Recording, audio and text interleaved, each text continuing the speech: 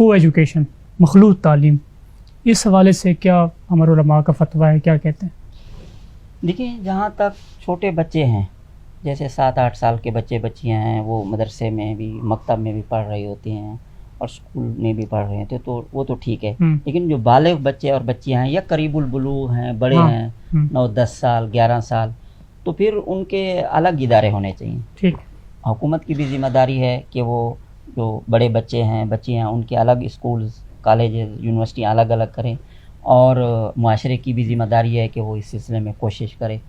تو کوشش تو یہی ہونی چاہیے کہ الگ الگ سسٹم ہو، لڑکیوں کو خواتین پڑھائیں اور لڑکوں کو مرد پڑھائیں. ٹھیک.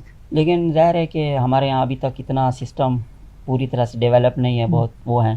تو پھر بعض لوگ کہتے ہیں کہ اگر ہم اس طرح دیکھیں تو ہمارے بچے بچیاں، تو ان کو ہم تعلیم نہیں دلا سکتے. تو پھر ایسی صورتحال میں جہاں ناگزیر ہو، تو پھر کوشش کرنی چاہیے کہ ظاہر ہے کہ بچیاں جب کالج میں، یونیورسٹی میں جب بھی جائیں تو وہ پورے پردے کا اہتمام کریں. اس سے تو ان کو کوئی منع نہیں کرتا، پردے کا اہتمام کریں. اور اگر پاسبل ہو، ممکن ہو، تو لڑکیاں لڑکے الگ بٹھا کر ان کے درمیان میں کوئی رکاوٹ، وہ کوئی پردہ ہو، کوئی ایسی چیز ہو.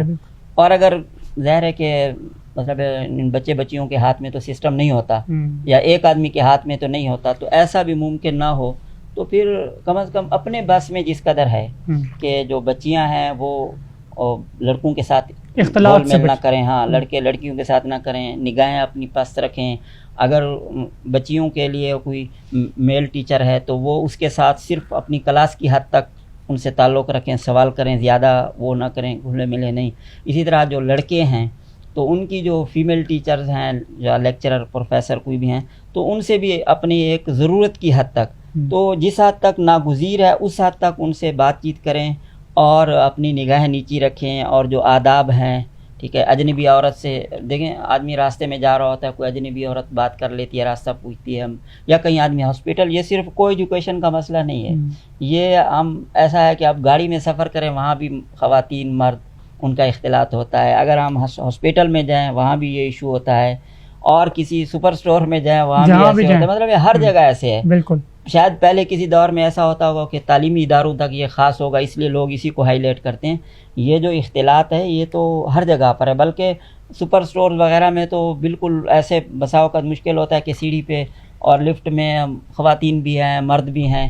تو ایسے موقعوں پر بس یہی ہے کہ قل للمؤمنین یغضوا من ابصارہم ویحفظوا فروجہم. اسی طرح خواتین کے لیے قل للمؤمنات یغضضن من ابصارہن ویحفظن فروجہن. تو اپنی کوشش کرنی چاہیے. باقی اپنے سسٹم کو بہتر کرنے کے لیے ہم میں سے جو بندہ جتنا کردار ادا کر سکتا ہے اس کو کردار ادا کرنا چاہیے. تو جب ہم سارے مل کر کوشش کریں گے تو یہ کوئی ایسی ناممکن چیز نہیں ہے، ایسی ناگزیر چیز نہیں ہے کہ اس کو وہ اپنا محال چیز نہیں ہے کہ اس کو نہ کیا جا سکے. تو ہم کوشش کریں گے تو انشاءاللہ اس میں بہتری آ جائے.